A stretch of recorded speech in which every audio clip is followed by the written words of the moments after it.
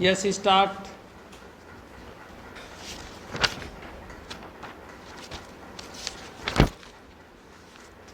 न्यायालय ने संकेत करने को यह अवसर लिया है कि बगैर एक तर्कसंगत निर्णय के अंतिम आदेश को उद्घोषित करने के उच्च न्यायालयों के द्वारा वर्तमान तौर से पद्धति के कारण गंभीर कठिनाइयाँ उत्पन्न होती है। विराम। यह इच्छा है कि अंतिम आदेश जो उच्च न्यायालय पारित करने का इरादा करता है उद्घोषित नहीं किया जाना चाहिए। विराम। जब तक कि उद्घोषणा के लिए एक तर्कसंगत नहीं किया जाना चाहिए। विराम। जब तक कि उद्घोषणा के लिए एक तर्कसंगत निर्णय तैयार नहीं है। मान लीजिए उदाहरण के लिए कि एक अंतिम आदेश बगैर एक तर्कसंगत निर्णय के उच्च न्यायालय के द्वारा घोषित किया जाता है कि गृह धराशायी कर दिया जाएगा या कि एक बच्चे की अभिरक्षा अन्य के विरुद्ध एक माता पिता को सुपुर्द की जाएगी या कि एक व्यक्ति एक गंभीर आरोप का अभियुक्त दोष मुक्त किया जाता है या कि एक व्यक्ति संविधि असंवैधानिक है अथवा जैसा कि वर्तमान मामले में कैदी सरोंद से उन्मुक्त हो। विराम। यदि ऐसे आदेशों के पारित करने का उद्देश्य उनके अवैध अनुपालन को आश्वस्त करना है कि उद्देश्य उच्च न्यायालय के द्वारा पारित आदेश के विरुद्ध इस न्यायालय में एक विशिष्ट अनुमति की याचिका दाखिल करते हुए क्षुब्ध पक्षकार के द्वारा प्रायः निष्फल कर दिया जाता है। विराम।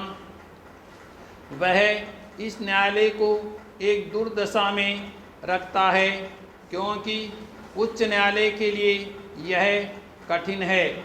परिणाम अनिवार्यतः है कि उच्च न्यायालय के द्वारा पारित आदेश के प्रवर्तन तार्किक निर्णय के परिधान के लंबन के समय में स्थगित किया जाना है। विराम। पैराग्राफ। यह सोचा जा सकता है कि ऐसे आदेश इस न्यायालय के द्वारा पारित किए जाते हैं एवं इसलिए कोई कारण नहीं है कि उच्च न्यायालय को उसे नहीं करना चाहिए। विराम। उच्चतम न्यायालय के द्वारा पारित किए गए आदेश अंतिम हैं एवं उनके विरुद्ध कोई अपील नहीं होती है। विराम। उच्चतम न्यायालय न्यायालयों के अनुक्रम में अंतिम न्यायालय है। विराम। इसके अलावा बगैर तर्कसंगत निर्णय के आदेश इस न्यायालय के द्वारा बहुत दुर्लभ तौर से पारित किए जाते हैं। आपवादिक परिस्थितियों के अधीन उच्च न्यायालय के द्वारा पारित आदेश संविधान के अनुच्छेद 136 एवं संबंधित संविधियों के अन्य प्रावधानों के अधीन इस न्यायालय की अपीलीय अधिकारिता के अधीन है। विराम। उच्चतम न्यायालय इस वास्ते की पद्धति जो बहुत इच्छेय नहीं है इन प्रेक्षणों को करना आवश्यक सोचा था एवं जो कोई लाभपूर्ण प्रयोजन नहीं प्राप्त करता है अपने वर्तमान नाबालिगी से बढ़ नहीं सकता है। विराम। पैराग्राफ। धारा 11 के स्पष्टीकरण 4 के अधीन कोई मामला जो बचाव या आक्रमण का एक आधार बनाया जा सकता था या बनाया जाना चाहिए था।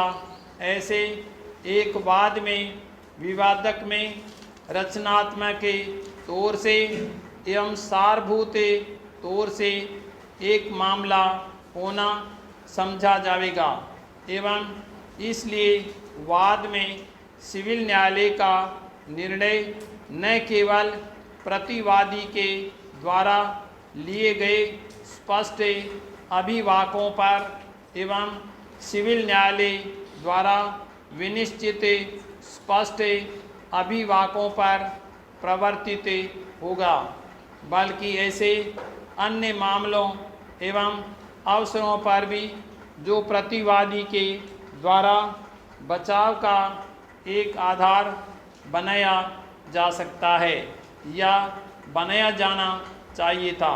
विराम। तदनुसार इस अभिवाक के लेने में प्रतिवादी की असफलता की वाद में वह एक लघु कृषक था, उस अभिवाक को अब उठाने के लिए ऋणी को अनुज्ञापित नहीं करेगा। विराम।